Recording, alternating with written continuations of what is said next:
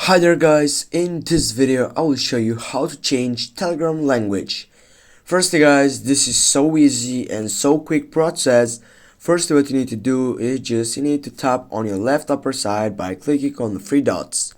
Right after then you need to go on the settings section and then you should scroll down and on the second bar you have on the last selection language. Go click on it. Now guys, here you can change your Telegram language.